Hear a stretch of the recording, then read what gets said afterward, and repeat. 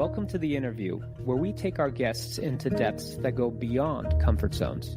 It is a real-time discovery meant to foster growth for them, us, and for you. I'm Ben Dadbin. And I'm Mitra Manesh. Ben, how exciting to do this podcast together and also to start the first episode by interviewing each other. I'm sure people are wondering, how did we come together? We sort of are such an odd couple. If they look at our photos, they think like, how did they come together? Can you tell everybody how we came together and how this podcast started? Oh, man. You know, it's so interesting. We connected through a mutual connection. It was serendipitous several years ago. And when we met, I know I felt a deep connection to you immediately. And you've expressed to me that you felt a deep connection to me. And we weren't sure what it was, but there was a deep connection there. And what evolved was a beautiful relationship where you became a mentor for me and someone who's played a really key role in my own personal and spiritual development. And as that relationship evolved, what we realized is that deep down, we're friends. We're friends beyond just this lifetime. We're friends, and we've played this role of mentor, mentee, but really that's what it was. I agree. And this is a special episode. It's really special. We got to interview each other, and I learned so much about you. So what were some of the key takeaways for you on this episode? I think we had a good inner view of each other. I agree. What was fascinating to me was that the cautiousness that you talked about, that as a child you developed this cautiousness. And what was also interesting for me, that the first thing that came up for me was my experience of a loss of a friend, my relationship with death, and how that was formed and how that informed my rest of life and teachings. Also, the favorite subject of outer thrills and inner fulfillment. I thought that was very fascinating. And the conclusion that was very fresh and in the moment was very interesting, that the more fulfilled we are inwardly, the less need and tendency we have for outer thrills. So those were my takeaways. How about yours? Yeah, I just love learning to get to know you better on a deeper level. See, so much of our relationship was you getting to know me as a mentor leading up to now. And this was really an opportunity for me to dig into Mitra. And I was just fascinated by the life experiences that shaped you. And it was inspiring. It was both interesting and inspiring to hear about those experiences and how they shaped you and your viewpoint on life, because you have a unique viewpoint. And I think that's why so many people love you and come to you and seek your wisdom. So that, I would say, was the biggest one. And I thought your experience, to go back to the topic of how death came up in your life, the topic of death and how you dealt with it, and how actually we can shift the way we look at it and use those experiences when we lose a significant one, or I should say a significant one passes, how that can be used as an opportunity for us to grow and evolve and understand the meaning of life more. Yeah, great points. So if you're someone who would like to use your childhood experiences for the purpose of getting to know yourself better, if you're someone who is interested in deepening your own spirituality and connection to a higher power, and if you're someone who's seeking to tame your thrill-seeking tendencies, please take a listen to this episode. Let's do it together. This is exciting. Very. I get to know you on a deeper level. You know me already. You know so many layers of me, so I'll be very interested to see what questions you ask. Mm-hmm. But I think I know very little of you. I know one whole aspect of you, and I know a lot of your essence, but there's still so much about you that I don't know. I'm curious. Yes, I'm it's talking very to your mom. How would you? I asked her to tell me about Mitra. my mom. Yeah. I Okay. asked your mom to describe you to me. What is she going to say? Henry asked her that. She would say the first word she would use was independent and stubborn and deep. I think I'm just translating. She said, fairly, spiritual, but not the Farsi spiritual. She said she is very philosophical. That's what she said. How much fals, like philosophical, deep, sort of. Yeah. These are the three things she said, actually, because Henry interviewed her once about me. So that's what she said. Henry interviewed her. Yeah, Henry is an investigative reporter, was. So she's very interested in these things. So she agreed to be interviewed by him. And he just asked, she was exhausted 2 hours later. And Oh he my just went God. shooting questions because a lot came out. Interviewed for just his own curiosity or? It was very personal. He said Wow. that I want to know you from your mom's point of view. Can I ask? Wow. Go ahead, ask whatever. And my mom is very particular about her answers. She's a cookie that is like a tough cookie. So if I were to tell her, tell me something about Mitra, probably few people know, what would she say? She cries a lot. Oh. She tears up over smallest things. Oh. I wouldn't have expected that. Yeah. I've seen you. I see how in touch you are with your feelings, and I see how compassionate you are, and I've seen you cry multiple times, but I wouldn't have expected that. Yeah. No, an aunt is killed, and the suffering of people, no matter who they are, always was my thing. Since childhood, my brother would be a good person to ask questions because we were like a team together. And he knew he could mess with me, that he couldn't mess with me anywhere else. But when it came to suffering, I would melt. How would he use that against you? Like, he used to come and tell me, he had a friend who was a very handsome guy, and he knew I liked him. And his father, the friend's father, was quite old, like older than, it was like a grandfather as far as I could see. And he was like an attorney or something. And it was very serious.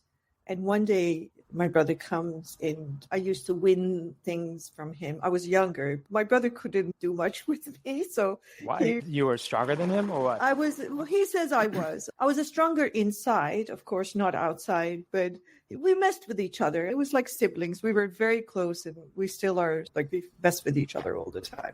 So he came and he said, Mitra, do you know, in their family, they're really are not feeding the father because he's old. They don't want him. And I said, really? He said, yeah, the poor man. He knew that's my weakness. Anyways, long story. He did it like for 3-4 days. And I'm like about 7. And one day I told my mom, I have to talk to you. She said, okay. I said, it's something. And she got nervous because I said, something I have to tell you. And I know you're going to say no, but please say yes. She said, okay.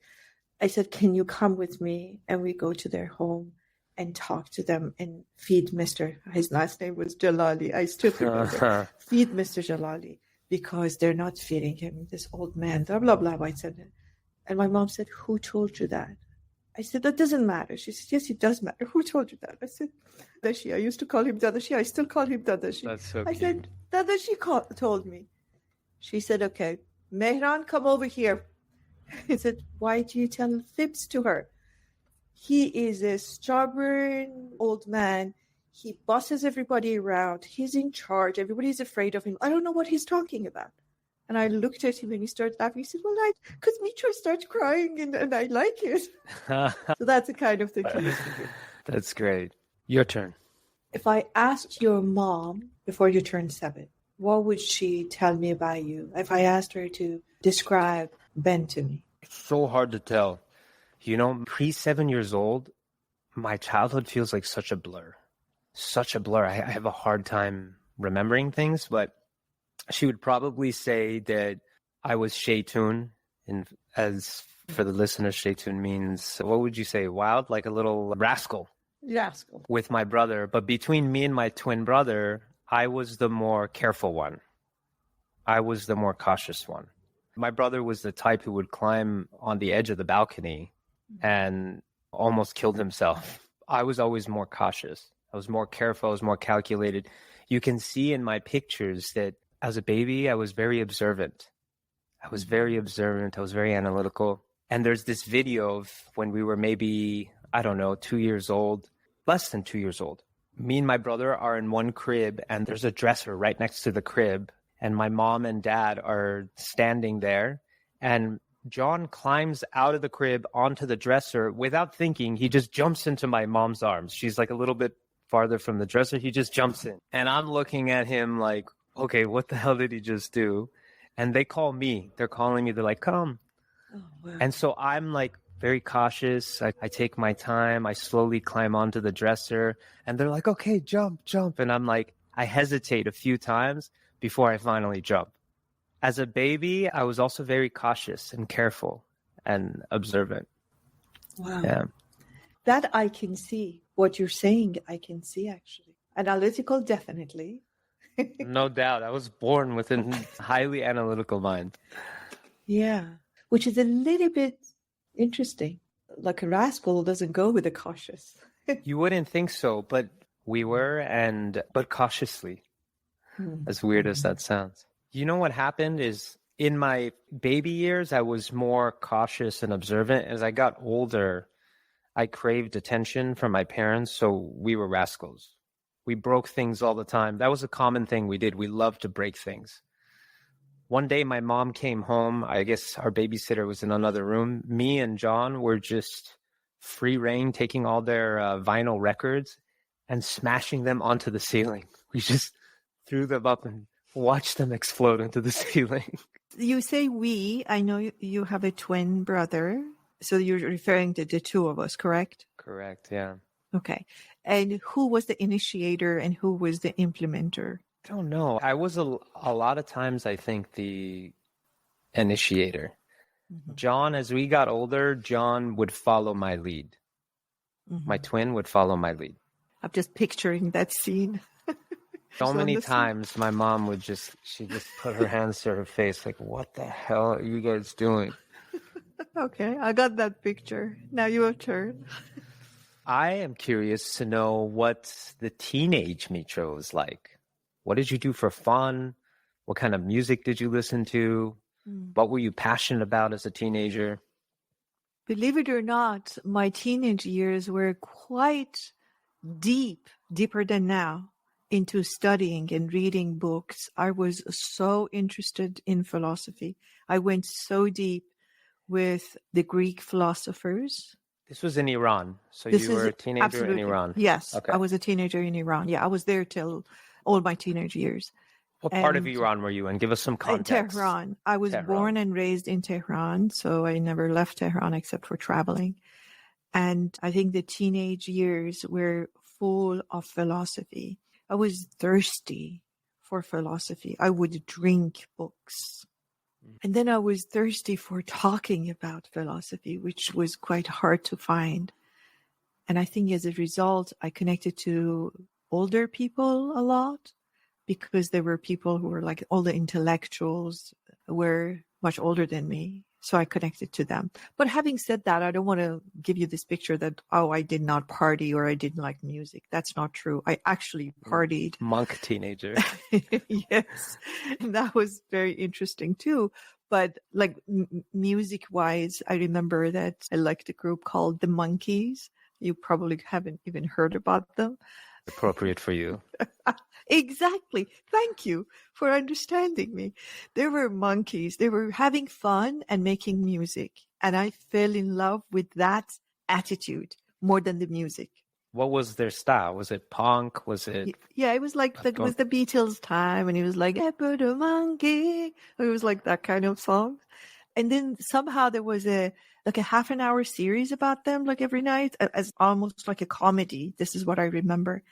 And I love the fact that they didn't take life that seriously. They were like a famous group as far as I could tell. And yet they were just so light about everything in life in this, how they were portrayed. And then, of course, later on, there were a lot of other information that became available, but it didn't matter because I was a teenager anymore. It was quite diverse in my taste. So I would like monkeys, and then I would sneak out of high school and go to poetry reading there was a place called Instituto Goethe in Tehran. I remember exactly where it was located, even though it was almost 50 years ago. I would go there and listen to like the who's who of the literary world or intellectual world, recite poetry or have discussions, deep discussions. So that was my passion. But I remember with girlfriends going to parties and loving music, dance music. I loved dancing. I still do. Dancing with like Persian dance music. But I also remember that just tells me that once I was deep in thoughts in a party and a guy came and talked to me, and then he asked me to dance, and I said, "No, not right now." And then later on he came and he asked me, he said, "Why did you come to this party? It looks like you're deep in thoughts. You don't belong here. Why did you decide to come?" And I burst out laughing. I said, "Very good question, actually." He was like pondering, what is this woman who looks like she wants to read something is doing in this like a real hot party? So I think that describes me, because I was enjoying being in that party, but I also really enjoyed my inner world. Which makes sense. I'm not surprised to hear that. So did you feel out of place as a teenager? I felt and feel out of place almost everywhere I go. However, I call it a homeless, where she calls everywhere a home. It's a really interesting feeling. I feel like I belong everywhere, and I belong to nowhere. And that has never changed since I can remember. There's so much more I can ask you on this, but we have a lot of questions to go through, so I'm going to pass it back to you. Thank you. So I want to ask you, how does it feel like being in a twin kind of relationship, having a twin brother? How would you describe that to somebody like me who never experienced that? I would ask this question to you. How do you describe not being a twin? Because it's all I know. So there's no contrast. I don't have the experience of not being a twin, so I don't know how to describe it.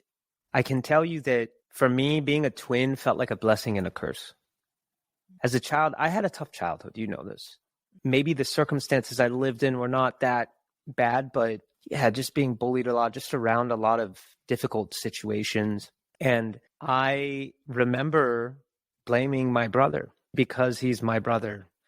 This is happening to me. So it was a bittersweet thing for me. At the same time, I loved John so deeply. He felt like a part of me, right? We came out of the womb together. And the love that I have for him still it's indescribable. And nobody knows me as deeply as John does. We've shared so much, just spoken and unspoken. We've experienced so much together. And I think a lot of it I've taken for granted because I don't have that contrast. I wasn't alone, even though it was difficult, even though we got bullied heavily and my parents did the best they could and they had a very difficult time and that had an impact on us. I wasn't experiencing that alone. It was both of us together. And I imagine that to someone who might have gone through the same things alone, they would find a deeper sense of comfort knowing that someone was with them as they went through that stuff. And he was my partner in crime too. Yeah. It's more fun when you can plot your pranks and all the fun stuff with someone else. I was never alone. Did you want to be alone ever? I think I did. I think my nature is quite contemplative. I'm someone who's quite deep myself, and I think I did. Yeah. Do you think that lack of aloneness has somehow influenced the way you want to be alone now as an adult? Maybe. I think my nature, just like you, my nature is quite deep and contemplative and curious to understand the true meaning of life. I felt like an alien for as long as I can remember. Just in life, And I did myself to adapt. You, it sounds like you embraced it, you honored it. I ran away from it. I tried to bury that side of me and created a mask and an identity around that. I don't know that it had to necessarily had to do with the fact that I was a twin, because it's my nature. I think it's my nature to enjoy my solitude. But I love being with people too. Mm-hmm. Yeah, I can see that. What was a significant defining moment or period in your life? A time that afterward totally shifted the trajectory of your life? I'm feeling emotions right now. The first one that I remember was that my best friend, who was a guy next door, he died of cancer. And I was very young. And he knew he was dying. He had brain tumor. How old? I was probably around, let me see, 10, 11. And he was about a year younger than me. And he was housebound. He couldn't come out. And I was his only lifeline. And we talked about death. It was significant because we really unfolded death as children, because no adult would talk about it. They just denied it. And we started using our imagination. And we thought about what happens when we leave our body. We had no idea, no training, no point of reference. Nobody told us about death. We didn't even know death existed. But we knew that he's going to go, whatever that meant. Wow. And what we described, Ben, now that I think about it, was life at much higher dimensions. It's just so profound.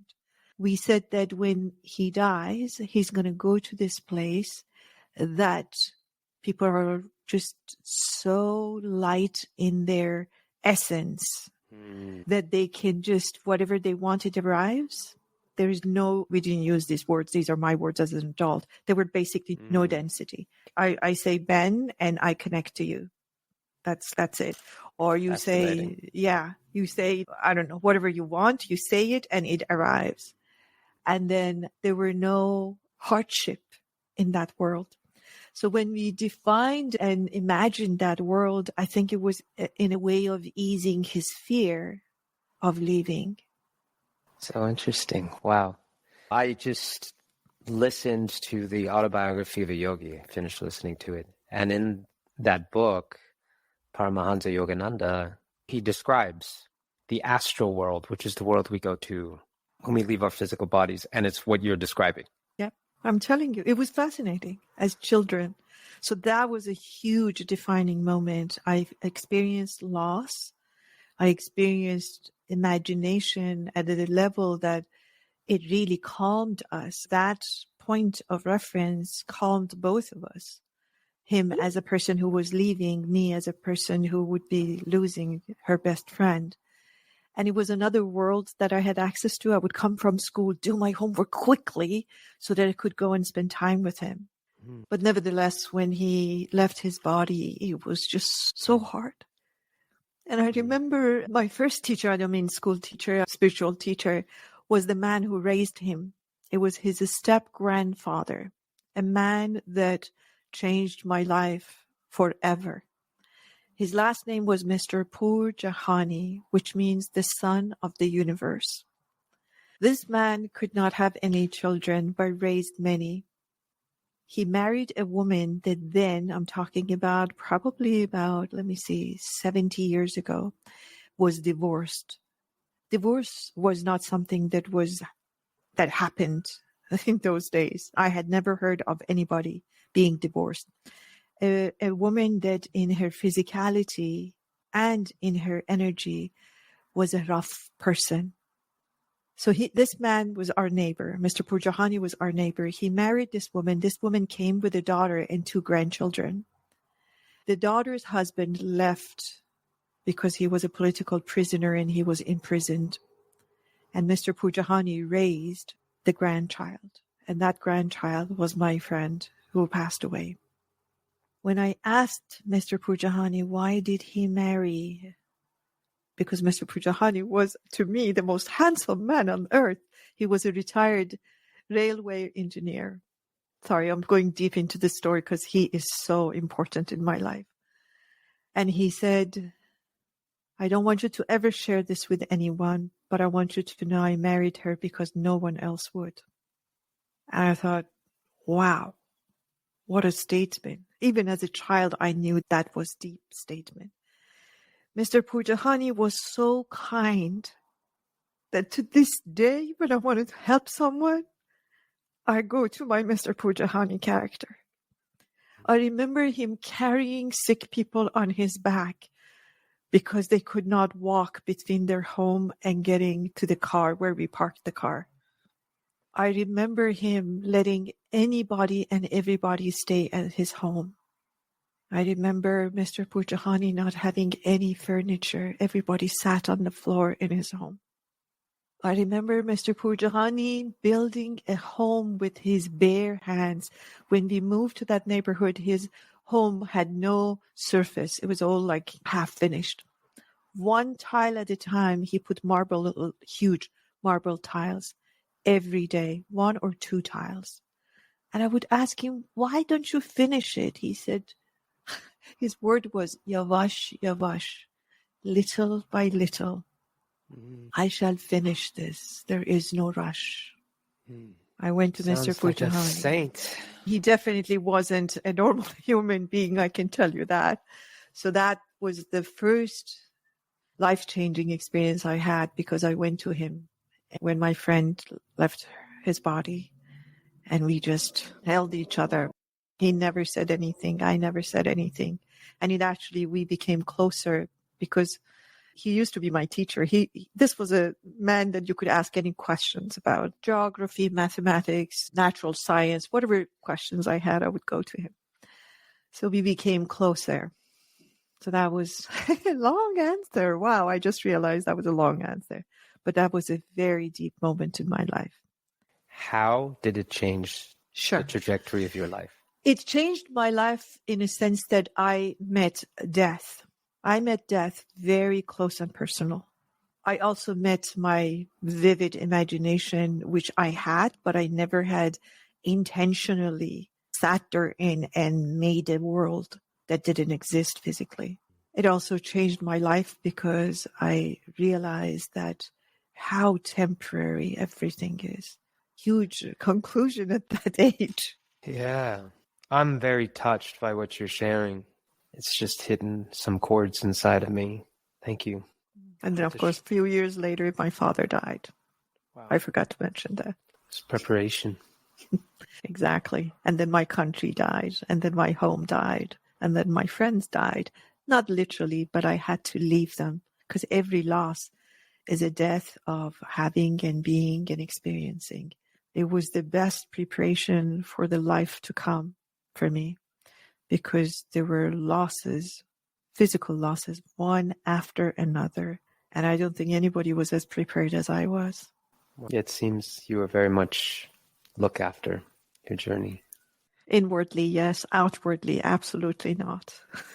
That's what I mean. More inwardly. You know how they say we have guardian angels and we have people looking after us. And some people are, I believe we all have them. Just some people are more receptive than others to their guidance. Thank you. Thank you for listening. So from there, I want to ask you, what was the first turnaround in your life? I was going to say first loss, but not necessarily loss. What was the major thing you remember from your childhood that you think really had an effect in your life?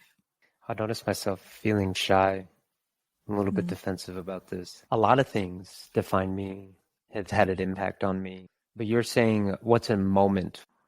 One image that comes to my mind is, I remember one time I was maybe 4 years old. My uncle was addicted to drugs, and apparently he was having a bad trip, and he was threatening either to kill himself or his brother or something. And my mom was like the savior in the family. So without thinking, she took me and my brother to that scene, and he was yelling, and it was very scary as a kid. It was very scary. And I think in that moment, as a child, I told myself the world is not safe. And I became very protective and even more cautious and built my defenses and whatnot. And those have done a lot for me because it's turned me into who I am. moments like that, and that was a defining moment for reasons I can't articulate. I can't rationally articulate, but it's coming up in my memory. It's led me to today.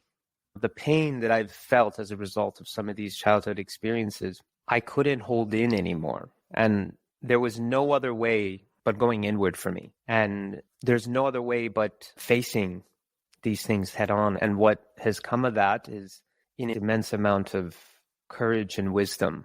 A lot of wisdom has come out of the pain from that experience and other experiences. And it's deepened my connection to myself, to a higher power, to my intuition, and to truth. And in doing that, it's made me more in service to others as well.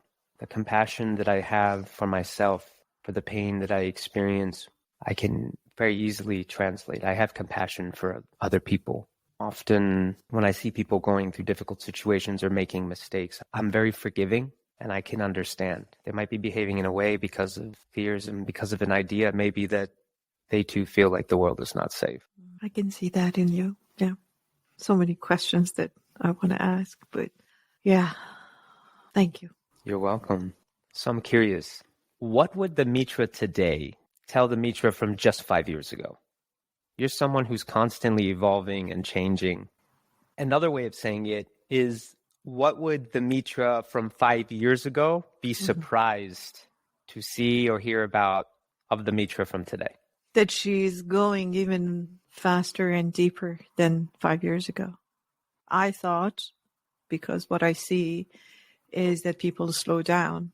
My friends around my age, I actually met some of them because I was traveling. Like, they're all talking about retirement and how to take it easy. And I'm thinking, oh my God, I just have ideas for so many projects that I don't know. I probably start a project and go to sleep and then don't wake up next morning. I'm surprised that I'm going at this speed, and by speed, I don't mean outwardly. The passion in me is so alive. My physical age and my energetic age do not match at all. I honestly, and I know this sounds like a cliche, I truly do not remember how old I am. Often I look at the mirror in the morning and I'm like, oh, I forget how old I am. Even though I love my age, I have gray hair. I have no problem telling people how old I am. It's not that. It's not a aversion to aging. It is truly not feeling a match between my energy and the body I see in the mirror. So that would be the surprising part. And so outwardly is that, and inwardly is that, my God, there's so many fascinating things that you have learned. And imagine what else is there to learn that you haven't even touched. Are there any aspirations that you had 5 years ago that you've since let go of? Oh, yes, absolutely. Like, there was this app that I had invested a lot in it, InnerMap. And I remember. I had a whole team. I had all of that happening. Then I realized that I need to let it go. It was part of my practice, actually, to let it go because I wanted it so much to succeed.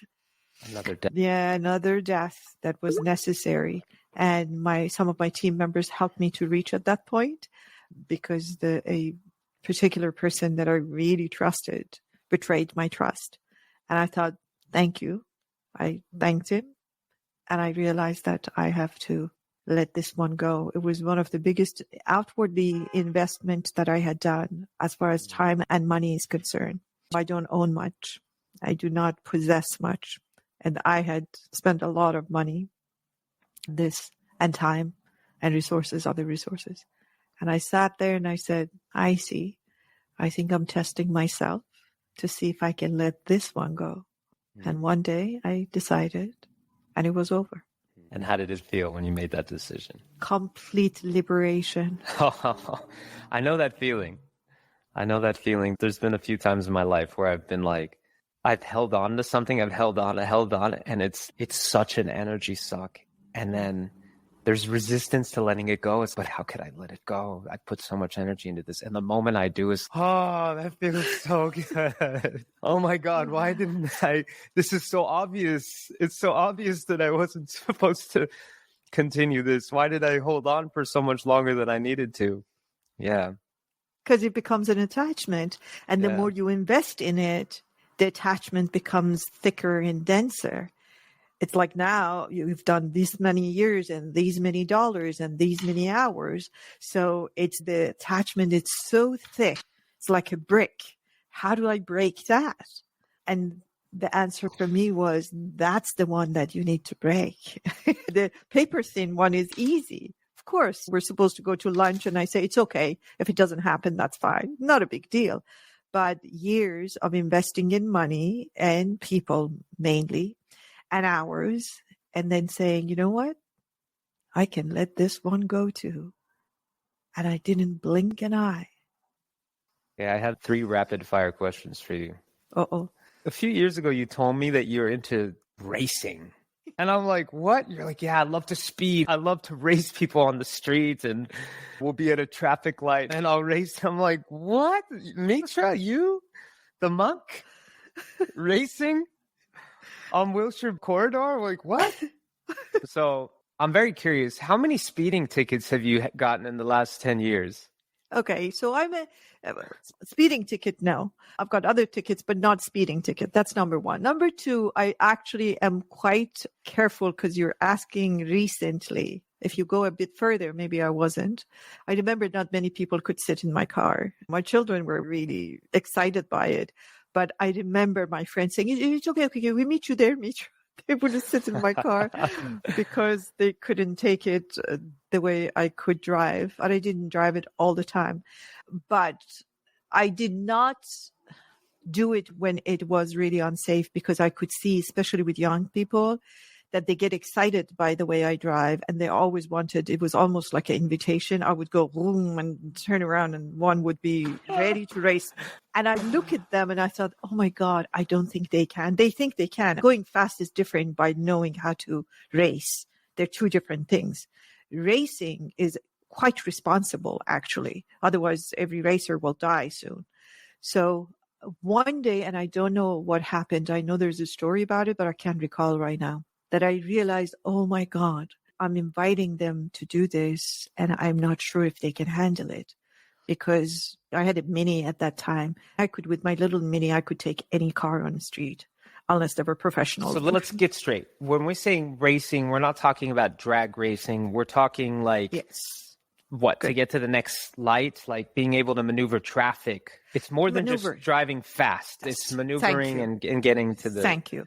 You need to be very good at that in order to, other going fast, like irresponsibly, anybody can push their feet on the gas and go. That's not a big deal. What's a big deal is, can you maneuver? I learned driving before I was allowed to from my father. He taught me 3 things. I used to sit on his lap. He was a driver. He was an amazing driver. He loved cars. He had a collection of cars. And he put me on his lap and he said, 3 things I want you to know. 1 is always center your car between lines. He said, he showed me a car and he said, you see that? A car was going like close to the edge. He said, that's not a good driver. Your car should be always in the middle. 1. 2, he said, always estimate how long does it take to get from this point to that point, if you're going through a light or a stop sign, or you're going fast, or do you taking a car on because you want to just go faster than them. Always estimate yours and that of the driver. Iran so my driving tips 101. Different world there. I know it was a different world. It was. Fewer rules. Yes. In Iran. So it was really amazing. I learned all these things. And then I loved racing. If there's any genetics, I think that would be the genetics I took from my father, because I see it that my daughters have it, especially one of them. And it was like the love of driving, like really respecting driving as an art and science. It's not just like I move a car. It's like there is art and science in that. There's pleasure in that. It's like mastering this thing that can move and can move fast. So what is it? Is it the speed? Is it the maneuverability? What is it that you get that fulfills you? Is it thrill? It's the movement. It's the thrill of movement. It's the movement. I realized that. For me, it was the first and foremost was the thrill of movement. I always dreamed of flying. And that is as close as it comes to moving fast, which, e.g., flying. So it's movement at a speed that a human body, at least the way we see it, cannot do. So that was one. And then, of course, is mastery. I love mastery of anything. I love to do whatever I do really well. I'm a good student. Show me how to wash the bathroom. I will master that and I will wash it to the best I can. So I think it is that. But as I have lived in a world that there's a lot of speeding irresponsibly, I have actually settled down. I do not do it on streets at all. The last time I did it was on Autobahn of Europe that I love doing and it was safe to do. But that was my last one, the very last one. When was that? I think it was about, 15 years ago. So a long time ago. It's almost like you stopped drinking. I stopped racing. And if it's safe, I'm sure I will do it. But I've also made some promises to my loved ones that I'll stop doing bungee jumping and hot ballooning. I love So you're a thrill seeker. You're a thrill seeker. So there's a part of it's so fascinating, right? The contrast. Mitra, the monk, who's into stillness, going within in the heart. And then the thrill seeking, which thrill seeking is often associated with an addiction to the high that comes with the thrill, right? So do you feel like you're addicted to that high? Or? I love highs. And that's why there are certain things I do not touch. I remember I was in Vegas for a family reunion. And because we had booked the whole floor, they gave us like free, what are those coins that you play with? Oh, yeah, the coins. And then when I was checking out, I returned them to the desk and he said, what? I said, no, I never used them. He said, they were free. I said, I know. He said, why? I said, because I know myself. If I start, I will be like one of those that leave 2 days later. I'm very addicted to that thrill. That's why I don't touch it. He called the staff to come and hear me say that. He said, we've never heard anything like that. I returned them and I said, I'm very aware of my thrill-seeking aspect. And that's why I do not touch alcohol. I do not touch gambling. I do not touch drugs. Wow. Because I could easily get into that world. I could just see myself, but I've never, ever touched it. That's real discipline. It is discipline. I have discipline. My turn. What about you? Do you do anything that is a little bit of a thrill-seeking? Yeah, I'm the same. I like bungee jumping. Speeding in the car, no. I would say no because I've seen multiple friends get into accidents and things like that. And I'm a thrill seeker too in that way. I'll just say that. Yeah. So 0 to 10. Tell me, if 10 is like craziness, where are you? On thrill seeking? Yes. Right now, I'm probably at a 5. And where was the highest you were at? Maybe a 7. So you're talking to the guy who's always been cautious. Cautious. Right? I got the word first thing you said. Yes, cautious. Yeah. Good. I'm the guy in traffic who, when everybody's waiting in the left turn lane, for example, and it's going back 2-3 blocks, I'm not the guy who's going to wait in the left turn lane. I'm going to drive. And then when it turns green, I'm going to wait for an opening. I've seen you before. But I justify it. I say that I'm helping traffic. I tell myself I'm helping traffic because I'm just filling in the gap and I'm going around. I am careful. And before I was more, I would say. Not cautious about it. I would just cut people off. But I'm more conscientious about it now. So what else gives you a thrill? I'm deeply spiritual right now. Mm-hmm. And more than anything is that connection to my true essence, to God, to that higher power, to that beyond the physical. I liked what you said, and I can connect to that completely, that the more connected I get inwardly with the source, the less of an outwardly thrill-seeking I require. Completely agree with that. In fact, I want to go as far as only talking about myself. This is not a formula. That when I was seeking a lot of outwardly thrills was when I was at the lowest point of connection. Makes sense. Because in a way, connection is it's the most rewarding drug.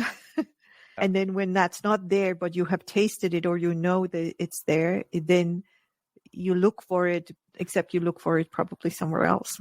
Yeah. But I don't want to undermine the thrill-seeking activities because they also give a lot of pleasure. They do. They're great in doses. Yes. They're great in doses. Okay, Yeah. I like that. In doses. Yes, that's true. Who's your celebrity crush? Oh. Burt Reynolds. I remember that's the first one. I was a kid.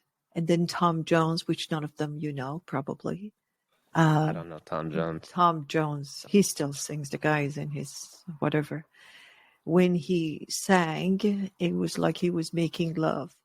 And I remember that vividly as a very young girl. And what about now, Mitra, today? I actually have no celebrity crush whatsoever. My crush is on connection to the prime creator, who I think is the sexiest thing ever. Amen. Sometimes from time to time, I have celebrity clients. And when I see them, the first thing that surprises them, that is how unauthentic my lack of interest in them as a celebrity is, and how much interest I have in exploring their inner world. I'm not interested. I've never had one photo taken with one celebrity in my entire life. And believe me, I've been in the company of many, but I don't even have one photo, that I can show you and say, this is where I had taken it. Yeah. How about you? Mine for a long time was Angelina Jolie. Oh, of course. I just thought she was so gorgeous, so beautiful. She went to my high school too. Oh, wow. I even went as far, like when I was in high school, I went into the archives, the yearbook archives, and I looked up the year that she graduated. I looked at her photo to see what she looked like when she was in high school. She was just as beautiful. Yes. I guess this was pre-Google days. So how old were you when this happened? 16, Okay. maybe. Yeah. Okay. And now? Now I love beauty, right? I love beauty. If I were to go, whose beauty do I really resonate with? I would say I still think Angelina Jolie is very beautiful. Scarlett Johansson, I think, is very beautiful too. Yes. I love the way you put it. That's true. It's beauty. Beauty in so many ways and so many things. I want to know a little bit about you and Henry. What do you want to know? What do you love about Henry? Oh, authenticity. Authenticity. Inwardly, I've never met personally anybody that is so themselves. And outwardly, the guy has a voice that is, it's a killer. I love his voice. What do you mean by that? You mean just the way he talks? Or Because he sings? No, he doesn't sing. He sings in the shower, but doesn't sing. No, his voice, it's really interesting. I paid attention to that. So it's the beauty of the voice. I always cared about voice about men. Everybody said tall and this and handsome. I said voice, because voice is very much indicator of the inner world. Then it comes out. It initiates from inside. The voice says everything about someone. Like doctors they've figured out how to decode the voice to find out what health issues you have too. It's fascinating. Oh, wow. Yeah. Really? Your voice has so much encoded in it. Yeah. Oh, that makes sense now. His voice is amazing to me. His authenticity and depth. I never thought I would meet anyone that is as deep as I need a person to be for me to be in contact with them all the time. And I met Henry. I want to meet Henry. Yes, you will. You need time to get to know him. Henry does not talk about himself that much. So he needs to be discovered. But he's truly an interesting person. I love him, but mainly I like him. So what's your pet peeve about him? The pet peeve about Henry, he pays no attention to outwardly life. I have to be the manager. This is coming from Mitra, so that is really extreme. It is. Mitra, who's, you're on like thin, yeah. Little thin line connection to outward life. He's even thinner. Wow. So together, we basically could, if I don't pay attention, we can just physically have nothing. So, yeah, he's so himself. He just doesn't understand. He calls getting dressed as a costume party. That's a great way to look at it, actually. Yeah, it is costume party. That's a great way. And you can choose to have fun with the costume party, or you can choose to not acknowledge it and just be like, I don't want to be in costume. Yes. Yes. And it made it fun because I remember once we were invited to this wedding. So I stayed at the hotel that it was happening. And then we had fun day together. We laughed. We did this and then he said, okay, Mitra, I think it's time for our costume party. Let's get our costumes on. I said, costume? He said, yeah, you and I don't look like this. Do you wear this? I said, no, I don't wear this. So we're going into a costume party. I said, okay, let's exactly what you said. So we had fun that we're occupying this character of the costume. And then we had fun, but it is true. I looked around and I thought, so true. These people don't look like this. They don't even want to look like this. The same goes for life, which is what I'm realizing too. It's a play, right? Yes. Sometimes you go out, you go to a party, and there's a lot. You can choose to see what's happening and all the ego and whatnot and just shun it. Okay, fine. Or you can play with it. You're an actress for a night and you play with it, you put on a role, whatever, and then you take it off. At night before you go home, you take it off. You're like, okay, that was fun. That was a fun. As long as you remember it's a game. Yeah. And don't take it seriously. That's where we go wrong. I always feel like I'm sure the source is looking at us and laughing. It's like taking a bunch of kids to a park and then observing them take this game as a life, as serious. So I think we do that too. As long as we know we're just playing. Let's just enjoy. So recently I was reading about death. I think I told you about this. And it was from Paramahansa Yogananda, a yogi, who was describing what happens just before we die. And there's that moment, just as we're taking our last breath, where our life, our whole life, everything flashes before our eyes. And in that moment, we realize all the ways that we could have lived life even more fully, all the lessons that we might have missed. And it's like a note to the soul, okay, when I come back, I'm going to make sure to work these things out. So if that moment came for you right now, taking your last breath, your life flashes before you, what are you going to see? What are you going to realize? It was a song when I was younger. Take it easy. That's what would be. Take it lighter. Take it easy. Have fun. Even lighter. Even lighter. Take it easy. Even lighter. Because I remember like bottlenecks of my life where I didn't take it easy. And I remember I really took it like as this was very important. And I laugh at it now. So I wonder when I'm going to laugh at what I'm taking seriously right now. And you just gave me the moment. So when I'm really leaving, and you have heard me say that I'm in the room when people leave their bodies often. So I've been a witness to that moment. Don't remember my last one, but meaning my own, but I do remember being in the room. So I would come back, note to the soul, to the higher self. Please remember, this is just a game. Have fun. Don't take it seriously. Go lighter, go easier, and go slower. Is there a specific aspect of your life you would see that being most relevant to?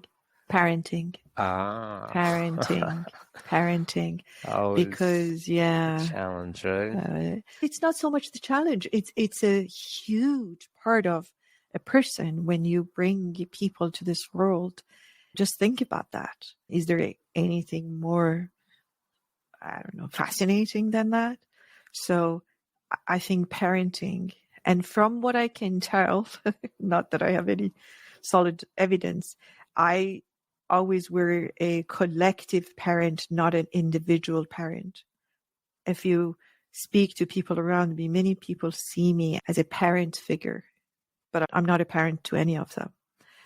So I think that transition in my soul was difficult, to being a collective parent, like in the community, to being a parent to individuals specifically. I've taken it too seriously. We have a lot of wiring around being parents, right? Especially as a mother. My mom always tells me, she's like, you just don't understand, Benji. If you were a mother, you would understand. I can't help it. She says, I can't help it. So true. I really need to tame my connection to my kids because it is so strong. And I have a strong presence in my life, so I had to let them go, meaning not from my life, but let them go to do their own life. And it's so hard.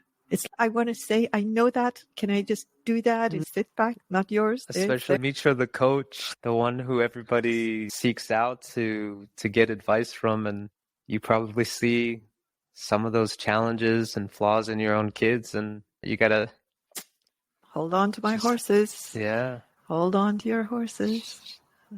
They're not asking for advice. They're just sharing. It is the hardest act of my life in the physical sense, but it's the most rewarding one too. Yeah. What about you? I did the exercise a couple months ago. I realized I was living in so much fear still. I was still holding back so much of myself, of things I wanted to do out of fear of failure, fear of rejection. And I realized I can't be dominated by my fear anymore. And so the other thing that it really dawned on me is to focus on the essential. There's a limited time I have in this physical body, in this life, and it's precious. And I noticed that my energy was spread in so many different things. And I'm like, what really matters to me? What really matters to me? What relationships matter the most to me? I want to focus on those. What activities matter to me most that I want to give my full attention to? I want to focus on those. And that's the other thing that came out was this whole idea of going into things wholeheartedly and with full commitment. And it became really clear to me. I'm like, there's no point in doing anything half-heartedly. It's just not worth it. Why would I spend my energy half-hearted doing anything? Go into everything that I do wholeheartedly, fully. Embrace it, embody it, and embrace the challenges and work through the challenges. And there's so much beauty and growth that comes out of that. In that moment, my higher self was like, Ben, is like, God was like, we want to teach you, but we can't teach you if you can't commit to a path, because that's where the lessons come. It's through the commitment, through the challenges, evolving, growing, expanding, falling, growing. Yeah. So. And what would the higher self tell Ben for the next life? That was like 3 months ago. If we were to come to now, in this moment, it would be like, Ben, let go of your mind. Trust in the process. Trust in the moment. Trust in the intelligence of your of your body, of your heart. Follow that. Follow your highest joy. Your highest joy does not come through your mind. Follow it. It might not make any sense. Just follow it and let go.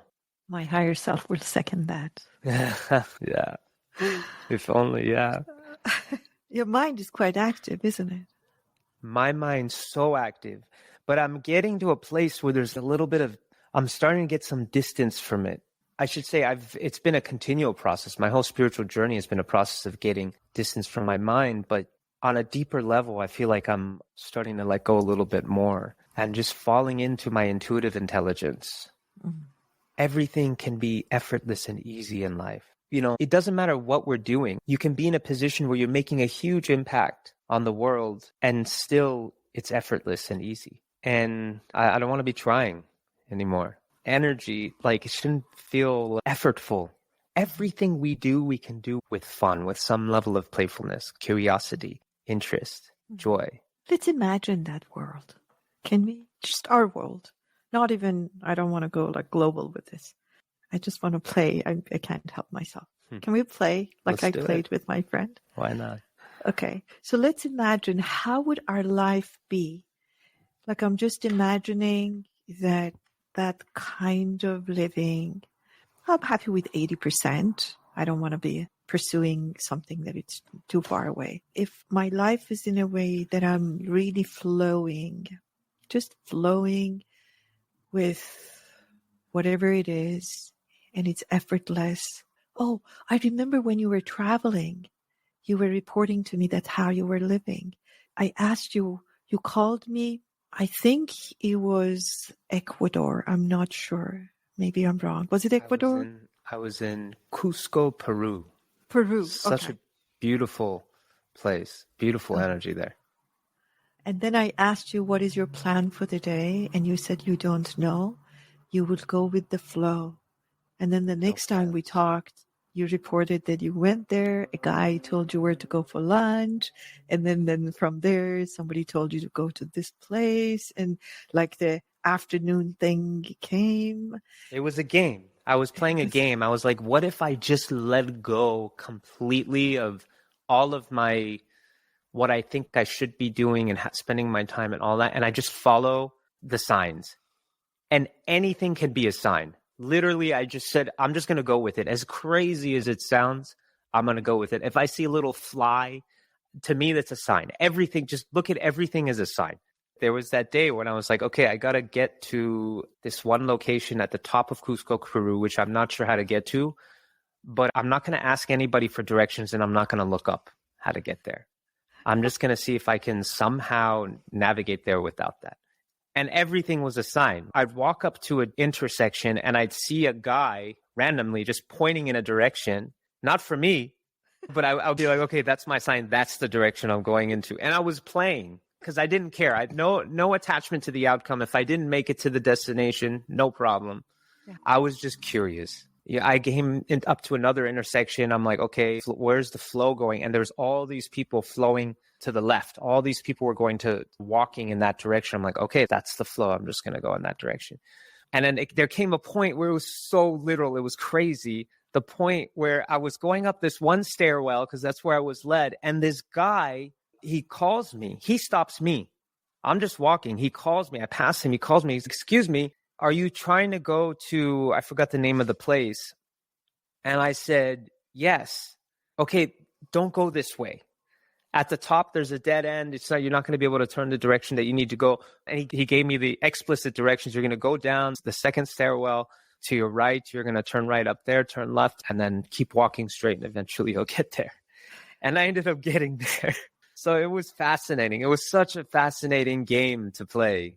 Wow. Because what you're seeking is seeking you, but the rational, fearful mind comes in the middle and wants to interfere.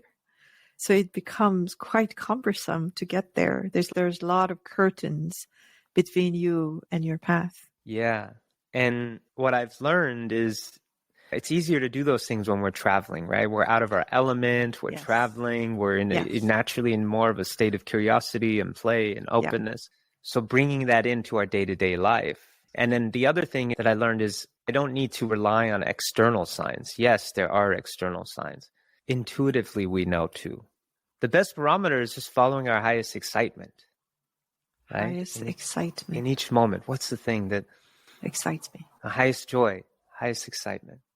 Yeah. So I want to really apply this. You're right. It's easy when we're traveling because we're open to unknown. Basically, that's what it is. When I say I'm going to Timbuktu, that I've never been to, I'm saying I'm welcoming unknown. I'm excited about unknown. So let's just devise a plan, which on its own says that it's not open. But let's just talk about really experimental experiences that for a week or so, let's live our life like that we are tuned into the Timbuktu within us, excited about not knowing. We still have our plans. I have my schedule. But yeah, I told you about this interview. I just wanted not to know the questions. And that's just wonderful. I don't want to prepare. Let's do that for a week and see what happens, Ben. And if anybody ever listens to this, let's invite everybody to do that. For a week, we will have some order. That's our schedule. But we will be open, curious, and compassionate about whatever it is to come. Curious, which means openness of the mind. Compassion, which is openness of the heart. Are you on? Absolutely. Okay, let's do that. I'm very excited about that. Yeah, me too. It's funny you bring this up because I made that commitment yesterday to myself. Wow. I said, I'm not going to use my mind to try and figure things out. I'm just going to flow. Yes. It didn't get us there. We've tried with the mind. At best, we survive, but we want to thrive. What we're seeking is happiness, what we're paying attention to is survival. They're two different departments. So different. And yesterday I was contemplating because I do management. I consult clients. I have my client, a client who's doing some really big things in the world. And I'm wondering what's the next step. And I told myself, I don't want to use my mind. I'm not going to. And I played music, and it was so fascinating because I would play music and I got into the music and I was moving into the music, and I'd pose a question. I just had a question, but I wasn't trying to use my mind to answer the question. I just posed the question and I went into movement. I had my patio door open. I was walking in and out with the music, moving, really feeling the music. And then something would come to me. Something that I get some sort of flash of insight. Oh, that's interesting. Okay. I was moving and dancing with that insight. And I was like, and I was playing with it, right? Like a kid would play with something. And I took that insight and I put it outside of me, and I'm like looking at it and I'm like shimming my shoulder with it. And then it makes no logical sense. There's no effort. It's just pure play. And then the next insight would come back. Oh, okay, that's great. And it's just like unraveling. And then next thing you know, something leads me outside, and I look and it leads me to the sign, the logo on my speaker, which is Sonos. And I noticed Sonos is spelled forward and backwards. It's the same. Uh-huh. And this actually led to a personal insight for me about it's all one. Forward is backward, backwards is forward. Yes, is wrong and wrong is right. Don't pay too much attention to that. It was fun. It was fun. And as I was going through this, each step of the way, my mind is like, what are you doing? My mind is like, you got to go figure this out. We got to solve this. And be a man. It's not hard enough. This is not hard enough. Like, it should be harder than it should require more effort. Wow. And so much clarity came through, and it was effortless and it was fun. I should hire you for my book project. Get you to dance with it and tell me all the things that... You don't need to hire me. You already know that. I'll do it with you, with joy, with joy.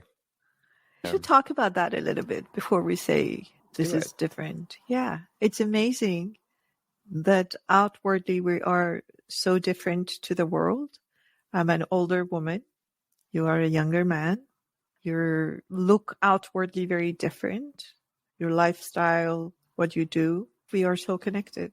And so similar. Soul sister, soul family. I really feel that with you. We have a connection beyond this lifetime, a deep friendship that goes far beyond what we've cultivated just in this lifetime. I always wondered, it's amazing how many friends we revisit in every lifetime with those people who believe in that. Yet we make sure that we go and find the enemies that we also may have some history with. Our teachers. Yes. Yeah. I think finding our friends, as you called them, is the reward for our life, and finding the not so friendly people in our life. It's the teachers, the lessons that we didn't have time to learn in previous experiences that we need to learn. It's interesting you bring up friendship. I would like to open that up. Are you open to that? Yes. Mm-hmm. I've been very curious about friendship. I've been contemplating friendship. What is friendship? What is authentic friendship? I think so many people are confused about what real friendship is. We have so many people we call friends. But I'm curious to you, what is genuine friendship for you? What is that? What are the hallmarks of genuine friendship for you? I'm going to answer the first one. What is friendship? I believe we have come from unity. There is a realm that in that realm we are fully united with each other and united with the source. All we do is exactly what you and I expressed interest in doing. We are creating different things. We are sharing, and we're really enjoying it. So these three things come to my awareness right now. We're creating, we're sharing, and as a result, we're really enjoying.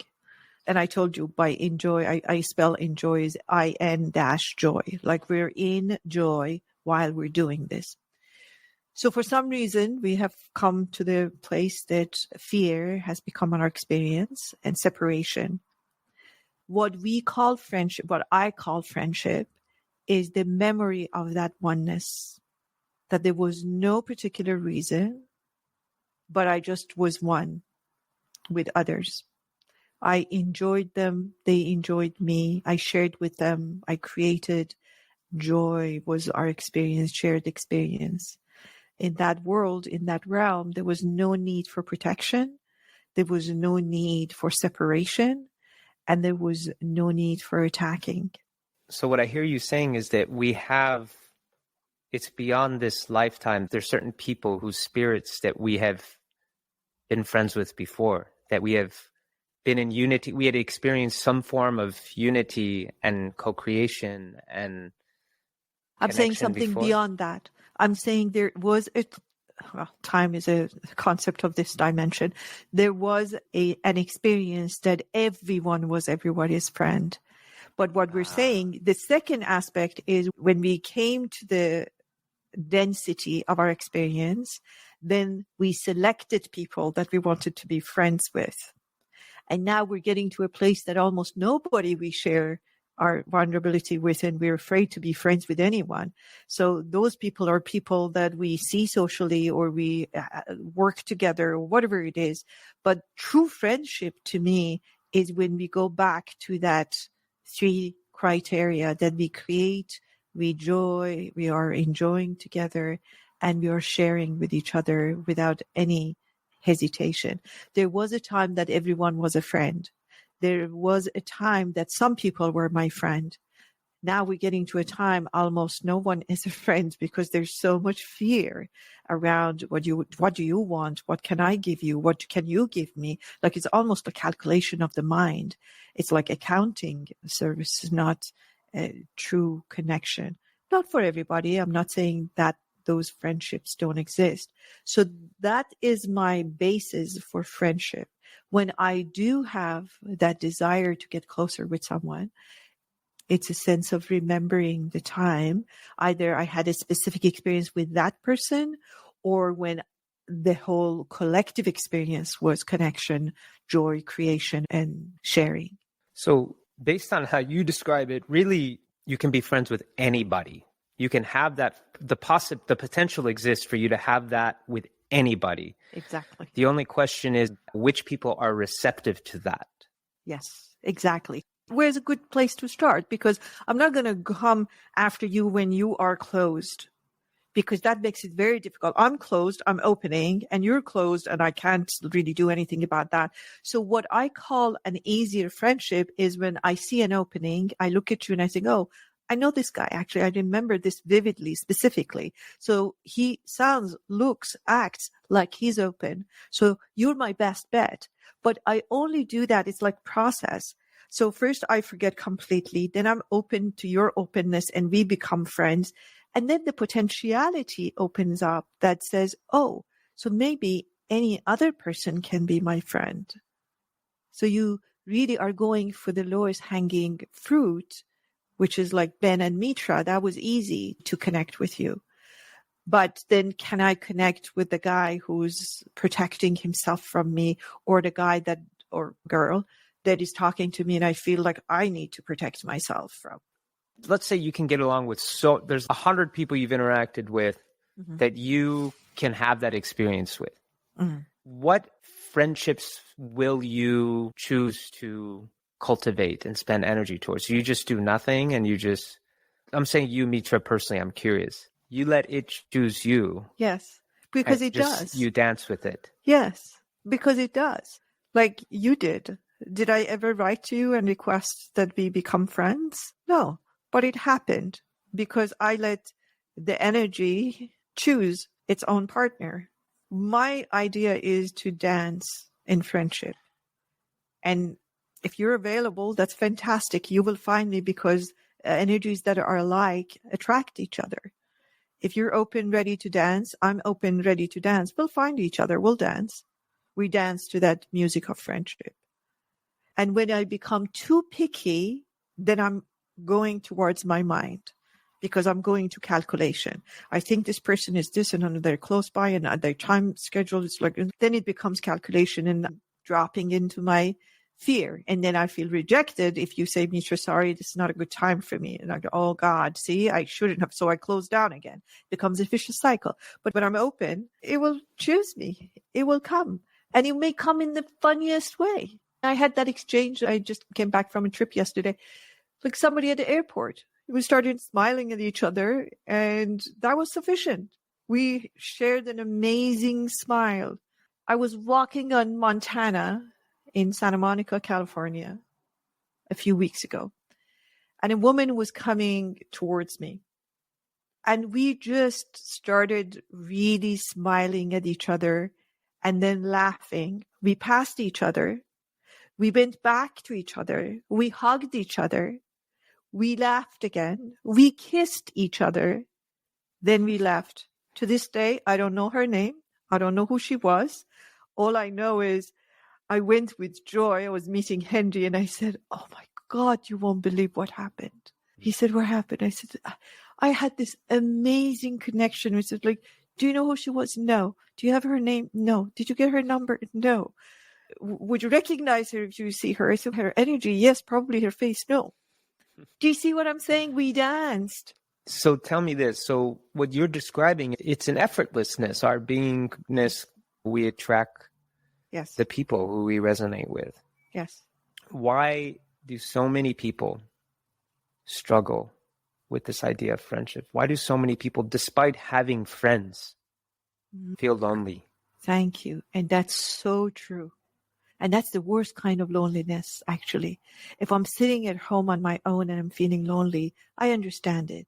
But when I'm with 20 to 30 friends and I'm feeling lonely, boy, oh boy, does that hurt. Because in my view, we're in survival mode, in fear. So I'm constantly protecting myself. I'm thinking, why are you asking this? Do you want to know this? Are you going to use this against me? What if you know this about me? What if you think I'm this? What if I think you that? And hence every question takes me further into my survival mode and fear mode. So I close. At best, I share with you 20%, which really the healthier way is the opposite. True friends have 80% sharing and 20%. I understand, like my stuff, but I go into protection. What do you think is the driving motivation then for the person who is friends with people that they actually don't feel fully connected to? What is driving them? Because it seems to be very different than the person who is experiencing what you've described as authentic friendship, right? Mm-hmm. Mm-hmm. There's a different energy behind it. There's a different driving force. If what we really want is joy, connection, happiness, but we're not getting it out of the friendships that we have, then what's driving us to keep those friendships? Because we know such a thing exists, the joy, friendship, and connection and creation. And we think this must be it. And the lack of it petrifies us. Really. I remember like when I was alone, I had just gone to a city, lived around the world. I would go and find a ballet or opera, which I really love, go and see, and I would go alone. People looked petrified because I was younger to see me alone. It made them uncomfortable. It's so interesting. A bunch of them would come and say, "You can join us." I said, "No, it's okay. I'm fine." But they were really petrified. They're thinking, "Oh my God, poor this woman. She's on her own." So the idea of not being with people is so terrifying to most of us that out of fear, we say it's at least I don't feel safe with you. I don't feel connected with you. At least you and I can go to dinner. So look like I'm with someone as opposed to being authentically alone so that I can do something about it if I wish to do that. So there's a very different energy. If I'm wanting to become friends with someone just for the sake of avoiding being alone, not necessarily because this person I feel a strong resonance with, because I really enjoy my time with, but I need to have friends because I should have friends. Because someone who doesn't have friends is perceived poorly by the outside world and might not be accepted by the world, by our tribe, whatever. And so it's a fear. Yes. In joy of connection or in fear of being alone, being seen alone, which energy, and there are only really two driving energies in the world, in fear of or in the passion of, which one is driving you? So when we let the passion and the energy of connection to lead us, it becomes easy. But when it's fear, most of the time I prefer to just be home and connect with myself or with my partner or somebody or no one, rather than have an energy around me. You will rarely see me in parties, put it this way, big parties. I will go to gatherings that I can actually connect with people one-on-one. Yep, I feel you. What's coming up for you? Nothing in particular at the moment. I'm just taking in what you've shared. I've craved friendship, which is really what I perceive, how I perceive friendship now is it's similar to you. It's wanting to experience unity, the unity that we are, right? That knowingness that we are connected. We experience that through intimacy, right? A lot of people get that through intimacy. And so fascinating that is something that in fact is meant to be so effortless. Mm-hmm. And so not only effortless, but joyous and nourishing. And yet, I'm going to speak for myself. In my experience, it's been something that I've felt has evaded me in my life. I've had to try and attain. And I've realized that has come from me wanting to hide parts of me, right? And also me having all of these limiting beliefs about somehow feeling unworthy. And the whole idea of worthiness is an illusion too. I heard this whole concept recently is there's no worthy or unworthy. It's beyond worthiness. Yeah. It's not even a question of worthy or not worthy. The contrast is of being worthy to not worthy it's a mind-made construct. Yeah. It's fascinating. And it all leads back to ourselves ultimately, right? And to loving ourselves and accepting ourselves. And our relationship to the source. Yeah, to God, absolutely. Because when we can do that, when we're at peace within ourselves, everything becomes more effortless. Everything. Because there's no attachment. Everything is easy. And without attachment, it's clear. It's so clear. I see the whole picture. It's obvious if I'm in a room, bringing it back to friendship, if I'm in a room with people and I'm at peace with myself and I'm observing and I'm just seeing what's happening, the people that I resonate with, it's so obvious. There isn't the clutter of judgments, of labels, of fears, of protection. That clutter's not there, right? So it becomes obvious when we see that person as, oh, that's the soul connection right there. I want to go explore that. I see it as going against or going for something. It's a different energy. And we have all experienced it. I know people, I ask my clients, my students, and I know they have experienced it somehow, somewhere. And I definitely have experienced it. And I think it can't be this easy. It's almost like mind can't fathom the effortlessness of the heart and thinks there must be something wrong. You said that actually in somewhere today. Like there must be something. This is too easy. Is it correct? Isn't it supposed to be cumbersome? And the answer is no. That's what the collective has normalized, but that's not true. This has been fun, Ben. It has, Mitra. This is effortless. A big joy. Effortless. We've been recording for 2 hours. Yeah. Let's bring it to an end. Let's stop the recording. Thank you so much for tuning in today. For a list of the links and other resources referenced in this episode, check out the podcast description. If you're benefiting from our podcast, we'd love if you could help us reach more people by subscribing. Your support means the world to us. From our hearts to yours, we thank you.